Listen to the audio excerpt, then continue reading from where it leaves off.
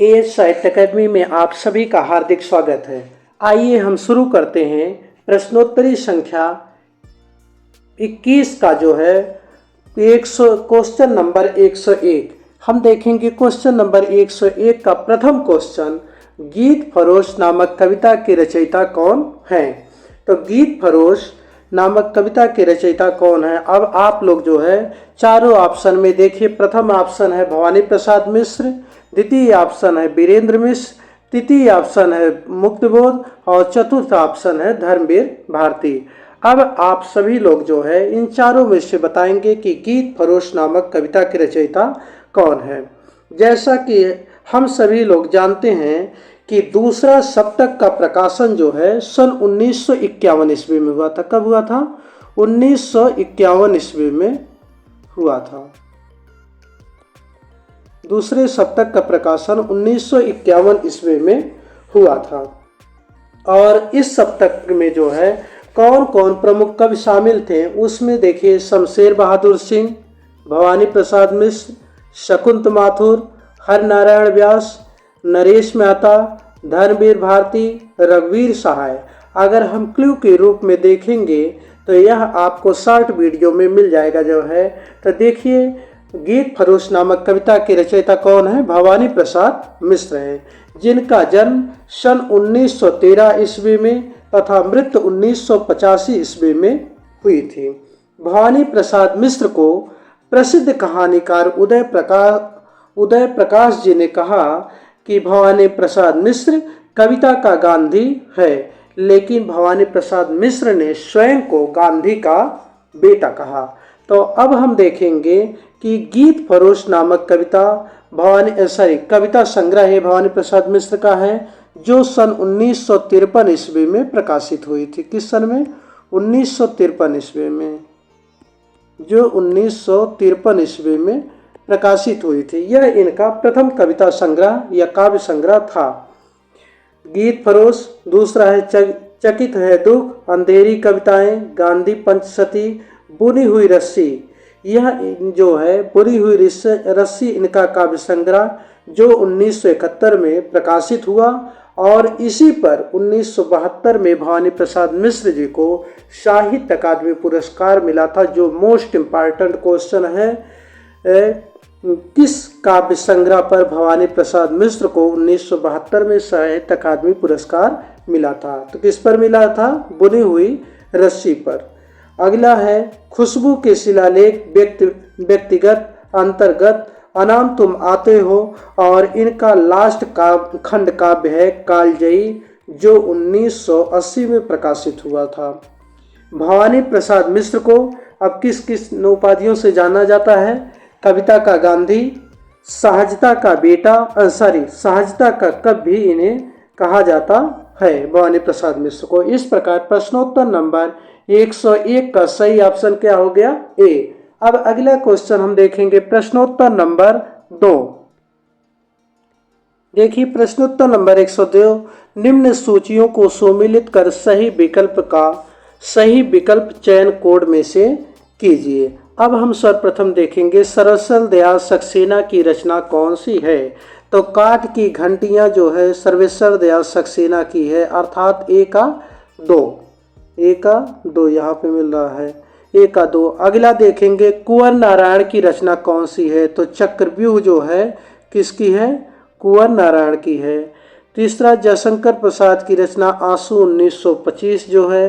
अज्ञेय की कौन सी है? इत्तलम। इसका तात्पर्य हुआ पहला का 2,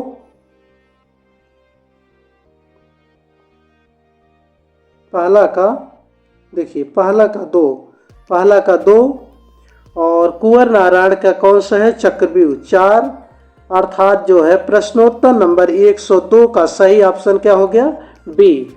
अगला क्वेश्चन हम देखेंगे प्रश्नोत्तर नंबर 103। अब हम देखेंगे प्रश्नोत्तर नंबर 103, नागार्जुन का संबंध किस काव्यधारा से है? तो नागार्जुन का संबंध जो है प्रगतिवादी काव्यधारा से था। प्रगतिवाद का आरंभ कब हुआ था? 1936 से 1942 तक था। कब से कब तक था? 1936 ईस्वी से लेके 1942 ईस्वी तक प्रगतिवाद। और छायावाद कब था? 1918 से 1936 तक। और प्रयोगवाद 1943 से 1951, 1943 से लेके 1951 ईस्वी तक था जो है। अब देखेंगे नागार्जुन का संबंध किस काव्यधारा से था? प्रगतिवादी काव्यधारा से था। और नागार्जुन का जन्म कब हुआ था? 1911 में इनका जन्म हुआ तरौनी दरभंगा में, और 1998 ईस्वी में इनकी मृत्यु हुई थी। इनका मूल नाम वैद्यनाथ मिश्र था और यह यात्री और नागार्जुन के नाम से काव्य रचना करते थे। नागार्जुन का यदि यह क्वेश्चन आता है कि नागार्जुन का प्रथम साहित्यिक उपनाम क्या था, तो नागार्जुन का प्रथम साहित्यिक उपनाम जो है यात्री था, अर्थात यात्री नाम से, मैथिली में यात्री नाम से कविताएं लिखते थे।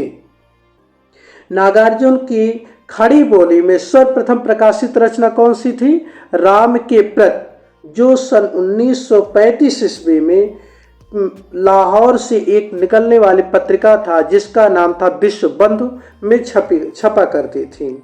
नागार्जुन के कुछ काव्य रचनाओं का कालक्रमानुसार जो है युगधारा, सतरंगे पंखों वाली, प्यासी पथराई आगे आंखें, भस्मांकुर, तालाब की मछलियां, खिचड़ी विप्लव देखा हमने, तुमने कहा था, हजार हजार बाहों वाली, पुरानी ज्योतियों का कोरस। इस प्रकार हम देखेंगे प्रश्नोत्तर नंबर 103 का सही ऑप्शन क्या हो गया? प्रगतिवाद। नागार्जुन का संबंध किस काव्यधारा से था? प्रगतिवाद से। अब अगला क्वेश्चन हम देखेंगे प्रश्नोत्तर नंबर 104। वामन ने, देखिए प्रश्नोत्तर नंबर 104, वामन ने काव्य की आत्मा किस तत्व को स्वीकार किया है? तो रीत संप्रदाय के प्रवर्तक किसे माना जाता है, या रीत संप्रदाय का प्रथम आचार्य वामन को माना जाता है। और वामन ने रीत को काव्य की आत्मा के रूप में स्वीकार किया, और इसके संबंध में वामन जी ने कहा था, रीत रात्मा काव्यस, अर्थात काव्य रीत की आत्मा है, अर्थात काव्य रीत की आत्मा है। और यह हम आगे देखेंगे रीत शब्द किस धातु से विकसित हुआ है, तो रीत शब्द जो है रिंग धातु से विकसित हुआ। यह तो हो गया जो है वामन ने काव्य की आत्मा किस तत्व को स्वीकार किया? रीत तत्व को स्वीकार किया। यह तो जो है आपका प्रश्नोत्तर नंबर 104 का सही उत्तर हो गया सी। अब यह हम देखेंगे सर्वप्रथम कौन सा संप्रदाय आया, तो सर्वप्रथम रस संप्रदाय आया था जिसका समय था प्रथम सदी। उसके बाद अलंकार संप्रदाय जिसका समय 6ठी सदी ईस्वी था। तीसरा संप्रदाय जो है रीत संप्रदाय आता है। रीत संप्रदाय का समय क्या था? 8वीं सदी। रीत संप्रदाय का समय 8वीं सदी। अलंकार संप्रदाय का समय 6वीं सदी। और ध्वनि संप्रदाय आता है 9वीं सदी में। ध्वनि संप्रदाय 9वीं सदी में जो है जिसका समय है। और वक्रोक्ति संप्रदाय जो है 11वीं सदी में आता था। किस सदी में? 11वीं सदी में। अब देखिए कालक्रम से कौन से? रस संप्रदाय प्रथम सदी, अलंकार संप्रदाय 6ठी सदी, रीत संप्रदाय 8वीं सदी, गुण संप्रदाय 8वीं सदी, ध्वनि संप्रदाय 9वीं सदी, वक्रोक्त संप्रदाय 11वीं सदी, और औचित्य संप्रदाय का स्थापना जो है या आया था 11वीं सदी में। अब देखेंगे हम जो है रस संप्रदाय की स्थापना किसने किया था? भरत मुनि ने 1ली सदी में। अलंकार संप्रदाय की भामा ने किया था 6ठी सदी में। रीत संप्रदाय की वामन ने 8वीं सदी में। गुण संप्रदाय की वामन ने 8वीं सदी, अर्थात रीत और गुण संप्रदाय दोनों की स्थापना वामन ने 8वीं सदी में की थी। ध्वनि संप्रदाय की आनंदवर्धन 9वीं सदी, वक्रोक्त संप्रदाय की कुंतक ने 11वीं सदी में, और औचित्य संप्रदाय की क्षेमेंद्र ने की थी 11वीं सदी में। लेकिन अब यह हम ध्यान देंगे कि वक्रोक्ति संप्रदाय की स्थापना कुंतक ने की थी, लेकिन सर्वप्रथम चर्चा किसने किया था? तो भामा ने किया था। वक्रोक्त संप्रदाय की यदि क्वेश्चन आता है, वक्रोक्त संप्रदाय की सर्वप्रथम चर्चा किसने किया था? तो भामा जी ने किया था। इस प्रकार हम देखेंगे प्रश्नोत्तर नंबर 104 का सही उत्तर क्या हो गया? सी। अब अगला क्वेश्चन हम देखेंगे, और अगर इसका जो है शॉर्ट वीडियो में जो है इसका टोटली कालक्रम से दिया गया है, आप शॉर्ट वीडियो में भी देख सकते हैं। अब देखिए प्रश्नोत्तर नंबर 105। देखिए प्रश्नोत्तर नंबर 105 जो है, संस्कृत के वे शब्द जो बिना किसी ध्वनि परिवर्तन के हिंदी में प्रयुक्त हो रहे हैं उन्हें क्या कहा जाता है? तो संस्कृत के वे शब्द जो बिना किसी ध्वनि परिवर्तन के हिंदी में प्रयुक्त हो जाते हैं उन्हें क्या कहा जाता है? हम देखेंगे तत्सम शब्द किन दो शब्दों से मिलकर बना है? तो तत्सम शब्द तत् धन सम, किससे?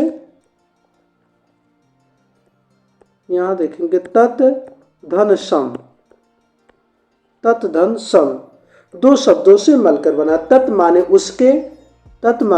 उसके, सम माने समान, अर्थात जो उसके समान है, उसके अर्थात संस्कृत के समान है, उसी को हम क्या कहते हैं? तत्सम कहते हैं।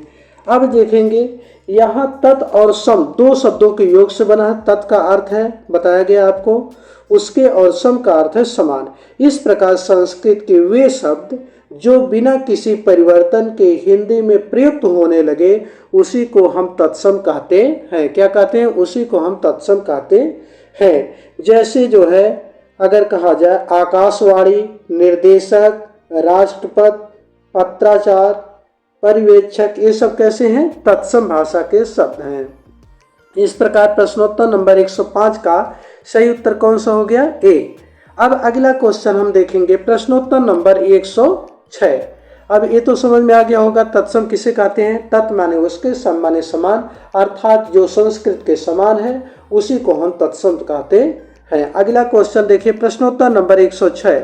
प्रश्नोत्तर नंबर 106 में दिया है कि देशज शब्द का अभिप्राय क्या होता है, अर्थात देशज शब्द किसे कहते हैं? अब देखिए जिनकी व्युत्पत्ति संस्कृत से हुई है, अभी आपको ऊपर बताया गया, जो संस्कृत के समान है उसे तत्सम कहते हैं। जो विदेशी भाषाओं से विकसित हुए हैं ये भी नहीं होगा।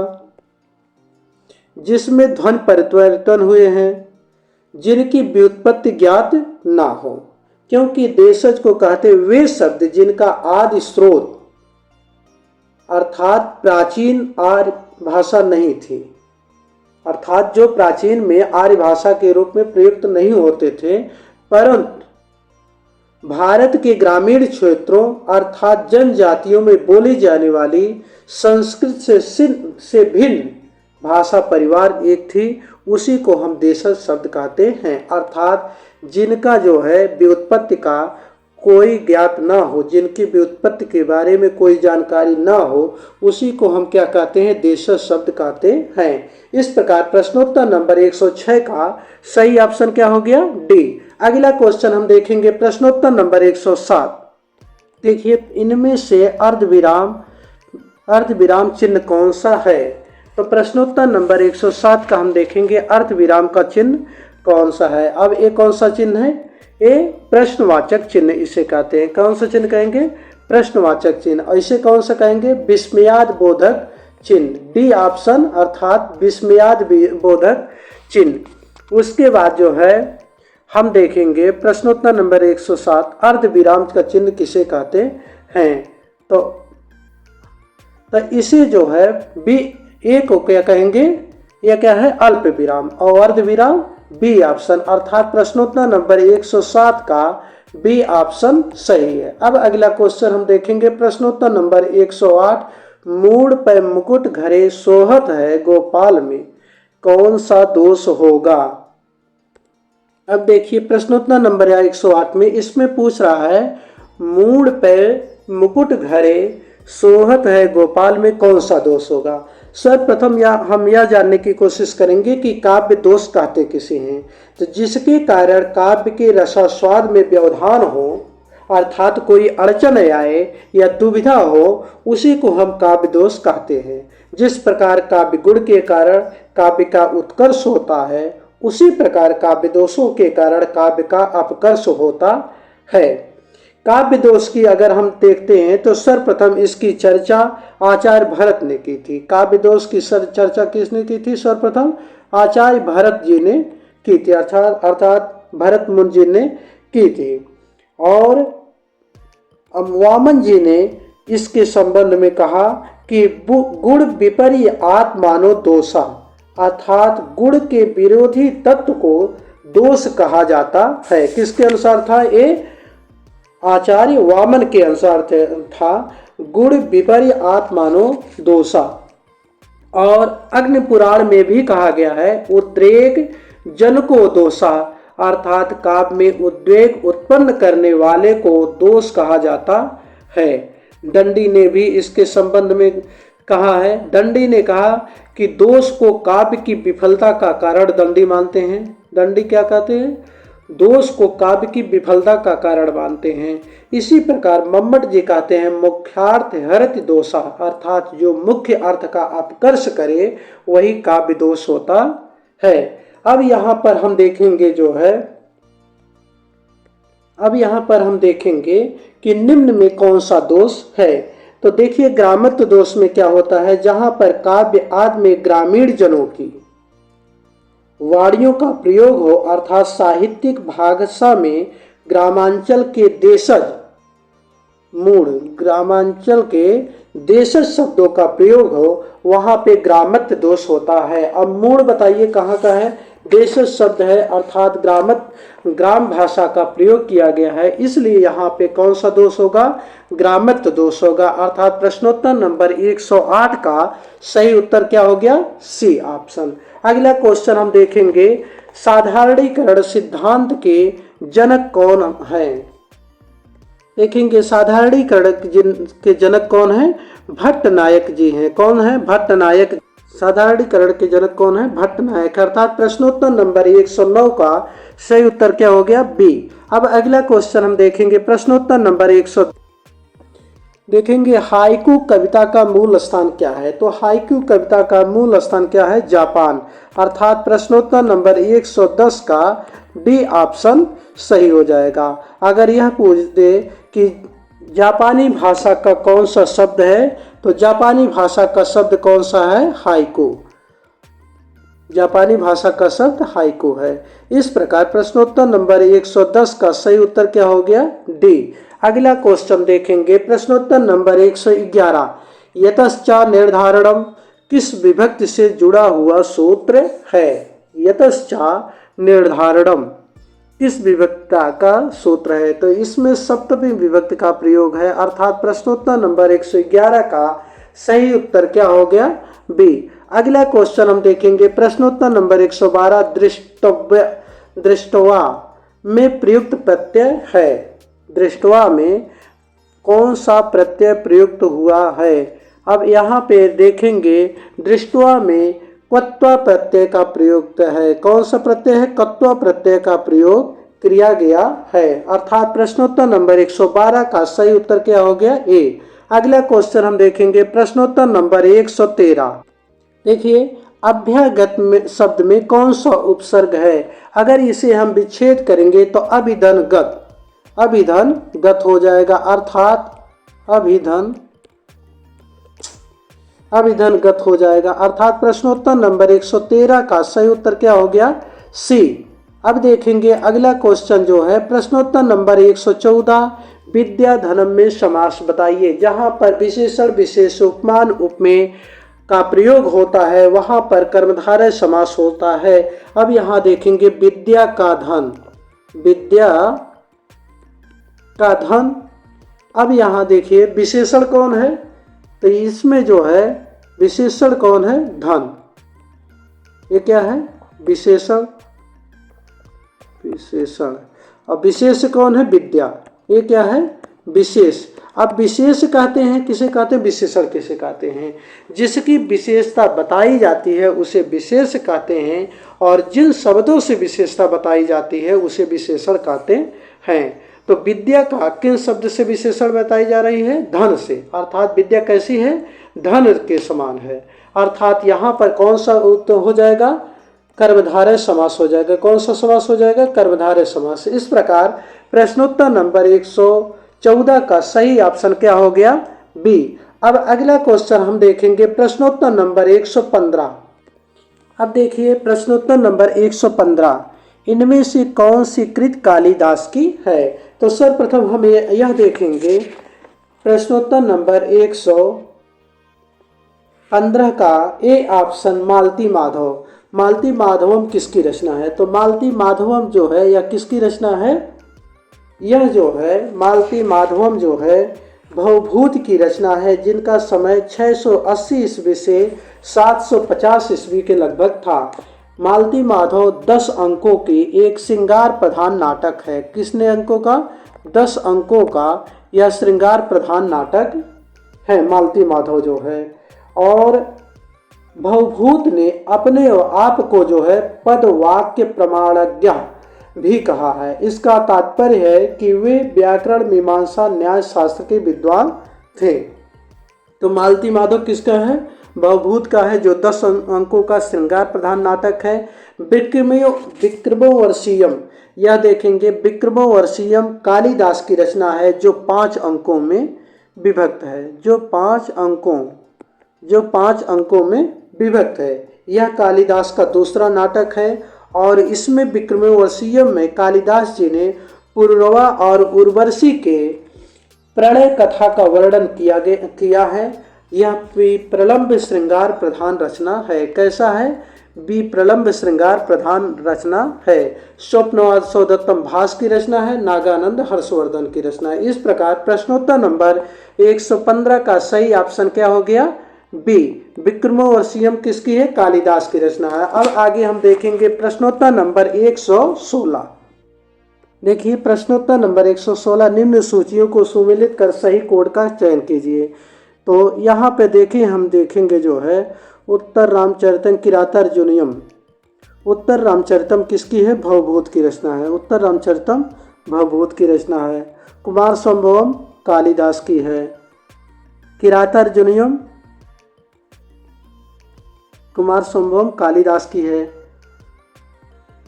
अब देखेंगे श्रीहर्ष की रचना कौन सी है? किरातार्जुनीयम किसकी है? श्रीहर्ष की रचना है। और नैषधीय चरितम देखिए कालिदास की रचना कौन सी है? कुमार संभवम। उसके बाद श्रीहर्ष की रचना का नाम क्या है? नैषधीय चरितम।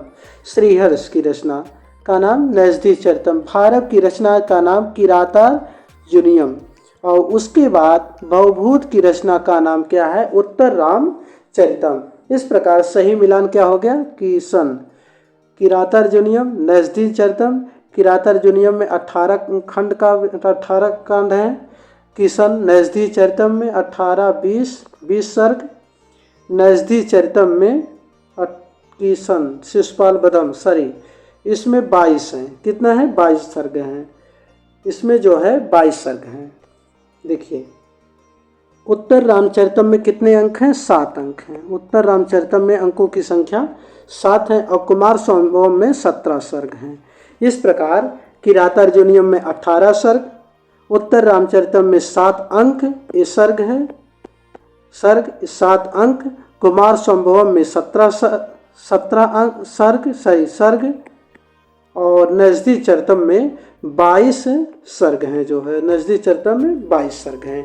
इस प्रकार प्रश्नोत्तर नंबर 116 का सही मिलान यह है। अब देखेंगे हम प्रश्नोत्तर नंबर 117। इसमें देखिए प्रश्नोत्तर नंबर 117, इनमें से एक रचना बृहत्त्रयी में आती है। कौन सी है? देखिए इसमें यह पूछ रहा है, इसमें एक से रचना, निम्न में से एक रचना बृहत्त्रयी में आती है। बृहत्त्रयी में कौन कौन सी रचना आती है? देखिए किशन 18 सर्ग, 20 सर्ग और 22 सर्ग। ठीक। किरातार्जुनीयम में 18 सर्ग, शिशुपाल बदम में 20 सर्ग और नैषधीय चरितम में 22 सर्ग है। तो इसमें कौन सा नाम मिल रहा है? शिशुपाल बदम। अर्थात शिशुपाल बदम में क्या है? बृहत्त्रयी में आती है। और इसमें सर्गों की संख्या कितनी हो जाएगी? किशन 18-20 सर्गों की संख्या कितनी हो गई? 20 सर्ग जो है। इस प्रकार प्रश्नोत्तर नंबर 117 का सही ऑप्शन क्या हो गया? बी। अब अगला क्वेश्चन हम देखेंगे प्रश्नोत्तर नंबर 118। कुवलयानंद के रचयिता हैं। कुवलयानंद के रचयिता कौन है? अप्पय दीक्षित जी हैं। इस प्रकार प्रश्नोत्तर नंबर 118 का सही उत्तर क्या हो गया? बी। अगला क्वेश्चन हम देखेंगे प्रश्नोत्तर नंबर 119। देखिए काव्य मीमांसा किसकी कृति है? तो काव्य मीमांसा के रचयिता कौन है? राजशेखर जी हैं। अर्थात प्रश्नोत्तर नंबर 119 का सही ऑप्शन क्या हो गया? बी। अगला क्वेश्चन हम देखेंगे प्रश्नोत्तर नंबर 120।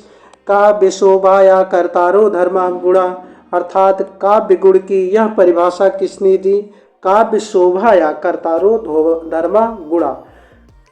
यह जो है, अब आप लोग बताएंगे प्रश्नोत्तर नंबर 120 का जो है सही ऑप्शन क्या हो जाएगा। तो प्रश्नोत्तर नंबर 120 का सही ऑप्शन क्या हो गया?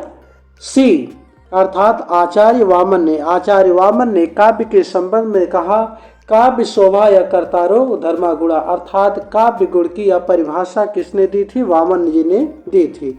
अगला क्वेश्चन हम देखेंगे प्रश्नोत्तर नंबर 121 जो है संविधान। देखिए, संविधान की धारा 343 फर्स्ट में हिंदी को घोषित किया गया। तो संविधान की धारा 343 फर्स्ट में हिंदी को किस रूप में घोषित किया गया? तो हिंदी को राजभाषा के रूप में घोषित किया गया था। अर्थात प्रश्नोत्तर नंबर 121 का सही उत्तर ऑप्शन क्या हो गया? ए। अगला क्वेश्चन हम देखेंगे प्रश्नोत्तर नंबर 122, विभत्स रस का अस्थायी भाव क्या है? तो जुगुप्सा का अस्थायी भाव क्या है? विभत्स रस का अस्थायी भाव क्या हो जाएगा? जुगुप्सा। अर्थात प्रश्नोत्तर नंबर 122 का सही ऑप्शन क्या हो गया? ए। शांत रस का निर्वेद होता है, भयानक रस का भय होता है और वीर रस का क्या हो जाएगा? क्रोध हो जाएगा। अगला क्वेश्चन हम देखेंगे प्रश्नोत्तर नंबर 123, मगही किस उपभाषा वर्ग की बोली है? तो मगही जो है प्रश्नोत्तर नंबर 123 में अब बताएंगे जो है मगही बिहारी ये उपभाषा वर्ग की बोली है। मैथिली, मगही, भोजपुरी ये तीनों जो है बिहारी उपभाषा वर्ग की बोली है। इस प्रकार प्रश्नोत्तर नंबर 123 का सही उत्तर क्या हो गया? बी। अगला क्वेश्चन हम देखेंगे प्रश्नोत्तर नंबर 100। देखिए प्रश्नोत्तर नंबर 100, राजन शब्द तृतीय बहुवचन का रूप होगा। तो राज्ञा, राजा, राजनो, राजाना, राजनम, राजनो, राज्ञा, राज्ञा, राजाभ्याम, राजाभ्ही। तृतीय विभक्त बहुवचन का रूप क्या हो जाएगा? राजाभ्ही। अर्थात प्रश्नोत्तर नंबर 124 का जो है सही ऑप्शन क्या हो गया? बी हो जाएगा। प्रश्नोत्तर नंबर 124 का सही ऑप्शन बी। अगला क्वेश्चन हम देखेंगे प्रश्नोत्तर नंबर 125 में निम्न सूचियों को सुमेलित कीजिए तथा सही कोड का चयन कीजिए। निम्न में कौन किसकी रचना है? देखिए प्रश्नोत्तर नंबर 125, निम्न सूचियों को सुमेलित कीजिए तथा सही कोड का चयन कीजिए। अब यहाँ पे हम देखेंगे यशपाल की रचना का नाम क्या था? तो यशपाल की रचना का नाम झूठा सच था, जो 2 भागों में विभाजित थी और यह भारत विभाजन पर लिखा गया है। प्रथम का प्रकाशन 1958 में और दूसरे का प्रकाशन 1960 ईस्वी में हुआ था। अर्थात भारत विभाजन पर लिखी गई रचना का नाम क्या है? झूठा सच। पहला का अर्थात ए का 3 हो जाएगा। ए का क्या हो गया? 3। दूसरा वृंदावन लाल वर्मा की रचना का नाम क्या है? मृगनयनी। बी का 4। तीसरा है भीष्म साहनी की रचना का नाम क्या है? तमस। सी का फर्स्ट। और चौथा है मनोहर श्याम जोशी की रचना का नाम कुरकुर स्वाहा, अर्थात ए। इस प्रकार प्रश्नोत्तर नंबर 125 का सही ऑप्शन क्या हो गया? ए। इस प्रकार जो है यह 125 क्वेश्चन आपके जो है पूरे हो गए। आप सभी को जो है पूरा वीडियो देखने के लिए बहुत बहुत धन्यवाद। अब नया जो है प्रश्नोत्तरी जो है आपको आगे जो है पढ़ाया जाएगा।